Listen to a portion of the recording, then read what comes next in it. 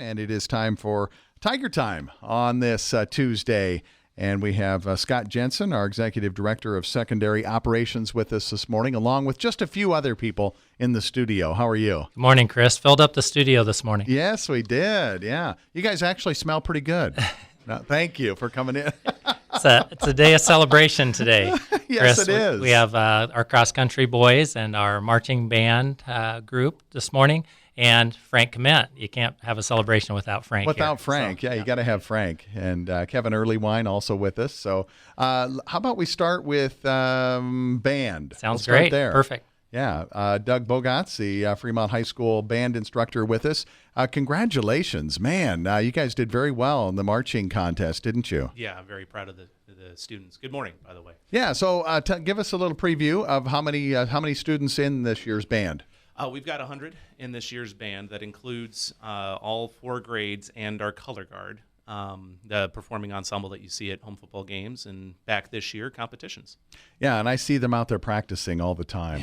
Yeah. In large groups and small groups. Mm-hmm. You've got to be really proud of the way things have gone so far. Oh, yeah. No, last year, notwithstanding, with coming back from the closures and the adjustments and everything that we had to make with the pandemic and all of that, we have been building a more competitive unit for now the past 6 years, getting the band out there, competing against other schools again, things of that nature. So it was a rebuild in more ways than one this past year for sure. Talk a little bit about the Bandmasters competition just recently. Sure. So the state competition is held across 3 sites in the state. It involves some 70 to 80 bands across all the classes. We performed in Lincoln, and funny enough, it's a random draw, but because we are the largest class, and I should mention the smallest school in the largest class too, we got drawn to perform second to last. Lincoln Southeast, the host of the show, always performs last. That's always their thing. And UNL put on an exhibition performance at 10 o'clock at night, and we performed before both of them at 9:30. So it was under the lights with a full crowd. It was an electric atmosphere. It was really good. Yeah, that had to be a blast, Mm-hmm. and I'll bet the kids really enjoyed it too. And it's one thing that I've noticed since our first football game, that we had a group that just would perform under the lights. Like they knew to turn it on at the right time. And so it did not surprise me when, we got in that situation, whereas maybe lesser bands would kind of fold, get nervous and all that. They stepped right up and hit it out of the park. So what did you perform? What songs did you have? Well, our show was based off of the story of Rosie the Riveter, World War II era. And I knew that I wanted to do something, Americana, maybe World War II, as we were designing the show. 2 years in the making, speaking of the pandemic. This was supposed to be our field show in 2020. But we had our color guard members dress up as Rosies, and we had one in particular that made a real life size poster, the famous "We Can Do It" poster. Mm-hmm. That was kind of our big grand finale at the end of the show. And so, we had we had America the Beautiful. We had an old Civil War tune called When Johnny Comes Marching Home, which was our opener, and a couple other original pieces throughout. So with the marching band, is there any certain group that was stronger than the other, or? Well, we do get judged. This being a festival site, you really are opting for that top rating. And so we were looking for a specific bottom line score from a panel of 8 judges. And I'm happy to say that we got that goal, superior rating, and this is the first superior rating that the marching band has gotten at state contests since 1998. Yeah. So, speaking of hiatus and things that we took, we've been working towards this, and I'm glad to say that we're back to where we necessarily need to be. As far as the marching program is concerned. Well, and it's not just the sound. There's marching that goes with this too. So you have to be in sync, don't you? Yep, it's all in the term marching band. It's both visual and musical. I remember left, left, right, left. So you brought some students with you, Mr. Bogatz. Let's talk with Zane, and then we'll get to Yukina and Bethany. Zane, tell us a little bit about your experience in band. What do you play, and what year are you? Okay, so I'm a senior. For the first 3 years of my marching band, I was on the trumpet, but this year I actually got to conduct the band as a drum major. and that was just an awesome experience. And I'm so glad that for the first time in 23 years, to be the first drum major to get a superior reign, that's like totally awesome. I'll bet. Yeah, that had to be great. Now, talk about the group. I'll bet you guys have a lot of fun. Although you're very serious for the marching band, you still have a lot of fun, don't you? Yeah, definitely. Competition for chairs, does it get fierce, or is everybody pretty good about that? Yeah, we usually have a pretty good experience with that kind of stuff. You know, everybody just plays their part. Okay. Are you going to move on and pursue anything else in band? I might do band in college. I'm not sure just yet, but I'm sure it'd be fun doing marching band in college. Yeah, for sure. Yukina, you want to step up here and we'll talk a little bit about your experience and what instrument do you play? Clarinet. Clarinet. Okay, I've got a grandson who's playing clarinet, so he'll want some tips from you. How many clarinet players are there in the marching band? Approximately. I want to say 16. Oh man, you have a lot then. 16. Wow. We got a couple in the color guard too. So, Okay. yeah. Okay. Talk a little bit about your experience. Were you nervous going into this competition? Yes, I was very nervous. It was my last performance with the marching band, and it was 9:30 at night, and everyone was going wild and crazy, and I was a little bit nervous. Just a few butterflies then. But you guys did well. You felt like you performed pretty well too? Yes, I did. Good deal. Well, congratulations. Thank you. Great job. We also have Bethany Miller with us. Bethany, what's your role with the marching band? I'm also a drum major. This is my second year, and I got chosen as a sophomore, so I'll be a drum major for 3 years. Oh, nice. So besides marching band, though, there are other aspects of the band that come through in the winter too, right? Yep, there's jazz band, so that'll kick off pretty quick, and then we also have symphonic band and concert band. Okay. So do you plan on moving forward after high school in the musical category, I guess? think so. I think I'll do some type of either choir or band in college. Good deal. Well, thanks for coming out. We appreciate it. And congratulations again, Mr. Bogatz, on the superior rating for the marching band. Let's bring up our Mr. McMahon, and we'll talk a little bit about boys varsity cross country. And did very well this year. An awesome performance down in Kearney. Man, that was close. Yeah, that we've been on the opposite end of some of those close calls before. Yes. So I guess whether it's 3 or whether it's 30, your goal is to, in the end, to be on the top, and these guys saw it through. Were you a little crazy there at the very end as people were running in? Or were you calm? Well, yeah, no, calm would not describe my demeanor ever on a cross-country course, but if you're standing, to me, if you're a coach and you're standing at the finish line, you're everything's already done. So I'm about 400 meters before the end, and it's around a corner, so I don't really get to see the end until I watch it on video afterwards. But we felt pretty good about where we were at with 400 meters to go. But when you're seeing streams of guys running by, it's hard to do the math that fast on the fly. So. Well, and you had a perfect day compared to what you usually have when you're in Kearney. Yeah, although you probably already realize a lot of cross-country runners are different, when it comes to weather, and 74 for a runner is usually considered hot, and they would rather, flip those around and have 47. But I know the spectators definitely enjoyed the day. Talk a little bit about the makeup of your team this year. Well, we had a very senior dominant team. We returned, of our top 9 from last year, we returned 7, and 2 of the 9 that we lost, obviously, to graduation, went on to run in college and were not going to be easy to replace. And these guys would be quick to tell you they were very fortunate to have one dynamic freshman come in that just kind of did whatever they did, and that really kind of galvanized our varsity team, and they were able to repeat, which is never easy when that kind of expectation, as Mr. Jensen mentioned earlier this morning, is totally true. A lot of people have a hard time settling for anything but number one. Yeah. Would you say this was a little bit easier year with the people that were coming back, or to keep them motivated? That's the thing, isn't it? They were very concrete in their goal setting. They knew what they wanted to do, and the interesting thing is we were ranked number 2 for the majority of the season, and number 1 ranked Millard West was as high at one point as 17th in the country and 19th when we faced them that day. And I did ask them afterwards if they felt that it was an upset, and I won't name any names, but 2 of them specifically said that at no point did they lack any confidence, and they thought, that they would see it through. So motivation on our end was actually very easy. If anything, this group of senior guys did a great job motivating the rest of the team, and we just kind of had to make sure their bags got on the bus and went in the right direction. Yeah, everybody had their shoes. Everybody was good. Coach, congratulations. Let's bring some of the guys in here. Let's see. Let's start with Nolan. You want to start off here this morning? Yeah. Nolan Miller, congratulations. How did you feel when you were running on that day? I mean, it was a little bit warm, 74 degrees. Yeah, it was.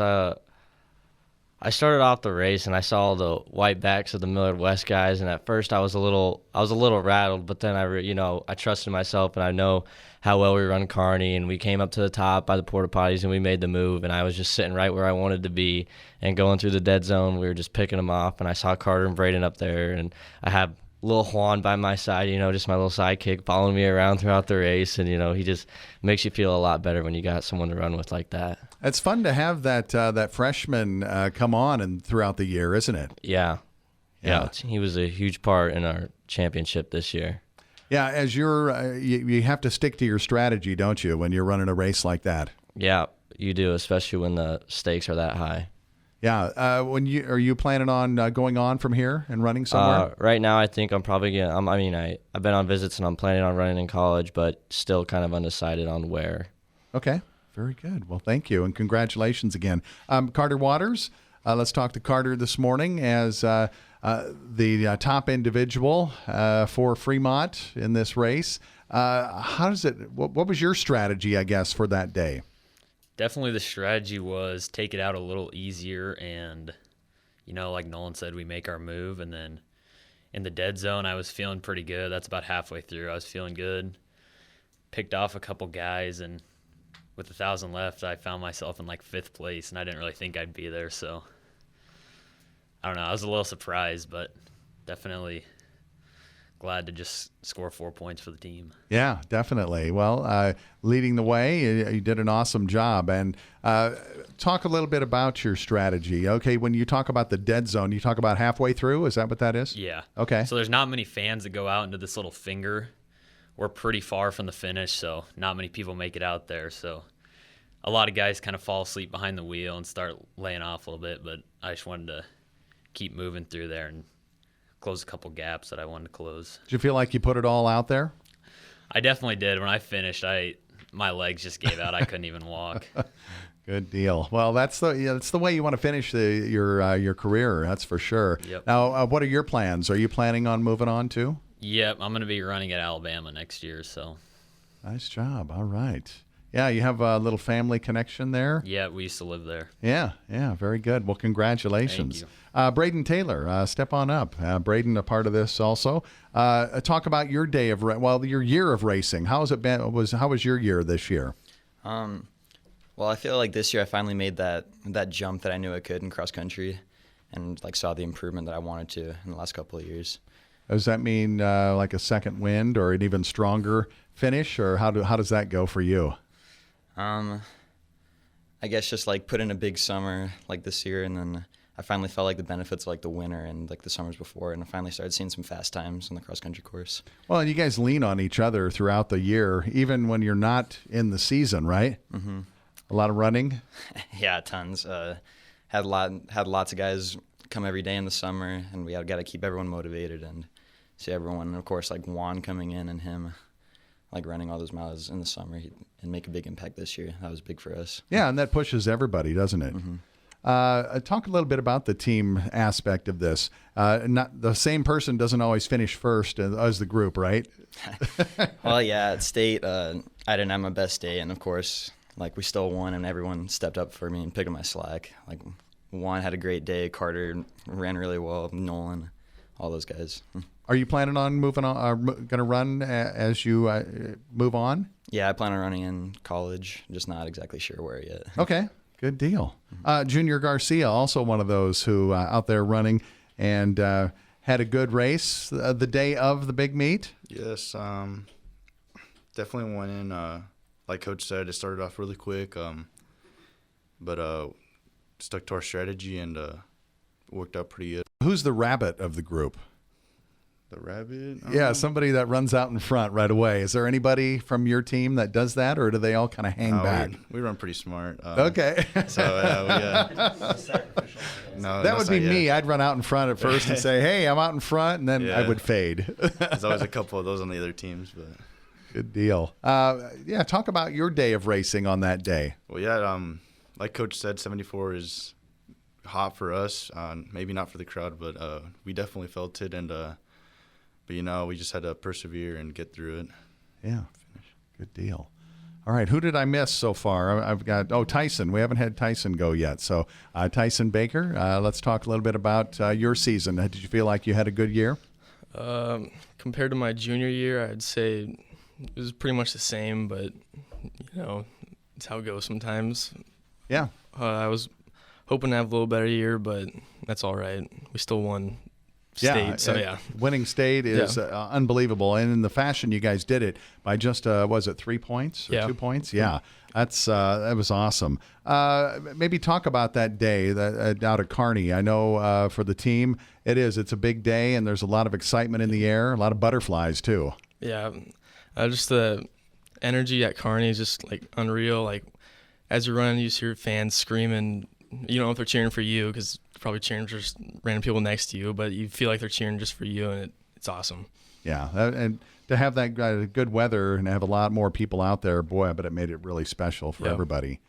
Yeah. Are you planning on going on to run somewhere? Yeah, it's between Westland and Kearney right now, but I'm not sure which one I'm going to go to. Okay. Yeah. Well, congratulations again, guys. Thanks for coming in. We appreciate you taking the time, and it was a big year. Good job. Very good. Mr. Kevin Earlywine, have you been out running lately? No, that's not my deal. No, I admire these guys. Me neither. I'll bike, as I told Coach McMahon. I said I'll ride ahead on the bike. Well, I'll let you rabbit for me if you want to take it out right now. Okay. No. I'll just wait here for you until you get back. No. What do you have going on? Well, Fremont Public School Foundation, we're part of this radio show. We underwrite it, and we like to present some of the things that are going on with the foundation. The last few times we've been on the air, we've introduced some of our new board members. And today we'd like to introduce Frank Kement, who's one of our newer board members, and he'll kind of share some things that are going on with the foundation. All right, Frank. I know Frank very well. You work at First State Bank. Nice to see you again. Yes, thanks for having me. I'm so glad to be here. Kevin wanted me to talk a little bit about the foundation and what we do, and I want to talk a little bit about how thankful I am for the foundation and the public school system. When Kevin called me, I was so excited to give back because I'm the proud parent of 3 FPS alumni, and they benefited from a lot of the things the foundation does. The way the foundation supports the teachers and the administrators, the way they support the students is just incredible. A couple things I want to highlight. The John Baylor Prep Program is one of the things that the foundation supports. That's a great program. It gives kids the opportunity to study for the ACT and take the ACT. And as a parent, we saw the benefits from that. My children each took the ACT prior to John Baylor. They took it after John Baylor. Saw some improvement in their scores. Got a little bit of a scholarship. Yeah, so that's a great program. Yeah. And if you take that times all the students that have that opportunity, some of that scholarship money might be what puts them over the top and gets them to go to college rather than not chase their dreams. And not only save mom and dad some money, too. Oh, that's for sure. Definitely. And then, we're here today honoring a lot of athletes, but that's only part of the high school and the educational experience. Part of it is academics. The Academic Achievement Awards, where every year we honor those seniors who have had an incredible academic career at the public school level. And the neat thing about that is, too, we don't just honor the students, we honor the teachers. Right. Each one of those youth picks a mentor that they bring back for that day and honor them. I was lucky with my children. All 3 of them participated in that. The neat thing about that is some of the kids brought back their second grade teacher. That proved to be a mentor to help them through their entire academic career. Retired teachers came back. 5th grade teachers that were long retired were honored to come back and be recognized. Even a lot of the support staff was recognized by some of those students. So we don't realize all the things that the staff does to support our kids. We don't realize all the hard work that the kids and the staff put in to be successful. We see that right here today with all the hours these guys have put in practicing and everything else. So the opportunity to give back and be part of that and pay it forward for the next generation made me real excited to join the board. Yeah, and it does take time. So thank you for donating that time for sure. That's a big deal. A couple more things, Chris. Thanks, Frank, for all you're doing as part of the board. We are starting today also something kind of special, something new Frank alluded to a little bit. The foundation is going to be honoring different groups of our Fremont Public Schools staff. We have about 800 employees in Fremont Public Schools, and we're going to be taking groups of those employees and honoring them every time we're on the radio show. And we're also going to be sending some things to them and giving them some accolades that way on social media as well. So the first group, our inaugural group that we're going to be honoring, is the Transportation Department. Today, the Fremont Public School Foundation Board of Directors would like to honor a group of FPS staff members who are hardworking, dedicated, and caring individuals.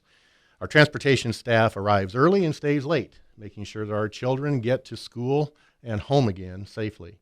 They also travel literally hundreds of miles, taking our students on field trips and to athletic and activity competitions, negotiating all kinds of weather along the way. FPS is fortunate to have such staff members who realize the importance of being that first smile many children see in the morning and that final "have a good night and see you tomorrow" as they leave the bus at the end of the day. The Fremont Public School Foundation would like to thank all of the FPS transportation staff for being true heroes to our kids. Oh, definitely. Yeah, there's a good group there as they keep it all together for all the athletics, for band, a little bit of everybody, even the academics. It makes a big difference. Thank you. I appreciate it. Scott, you want to wrap us up this morning? Yeah, super excited to be here this morning. Just such great, talented kids here that, like you said, have put in unbelievable amounts of hard work. Not many people can drive around Fremont without seeing the cross-country runners run by at one time or another, and you drive by the high school pretty much day or night during this time of year, and you see the band out practicing. So their success is no small part into their hard work, and we're super fortunate that we have leaders of both of those groups and teams, and in Doug Bogatz and Sean McMahon. They're two of our fantastic leaders that not only help them to be successful as far as ratings and state championships, but also are great classroom teachers. So we're very fortunate. Yeah, that's for sure. Speaking of the band, one more question. Winter concerts, all that stuff will be coming up here in December. Is that right? November. There's no rest for the wicked. We've got our first concert for the bands and orchestra on November 16th. Okay. A couple of Tuesdays, I think exactly 2 weeks from now. And as Bethany said a little bit earlier, our jazz bands are kicking off here in a couple of weeks as well. So turning it right around. Yeah, and no rest for runners either. I know Coach McMahon said there's going to be some running going on here in the very near future. Don't they have a regional you said they're going to be headed for? Yeah, on November 14th in Sioux Falls. Yep. Okay, very good. All right. Well, that kind of wraps it up for this morning. Thank you, Scott. Thanks, Chris. We appreciate it. Yeah, our Tiger Time report here on the Big Dog.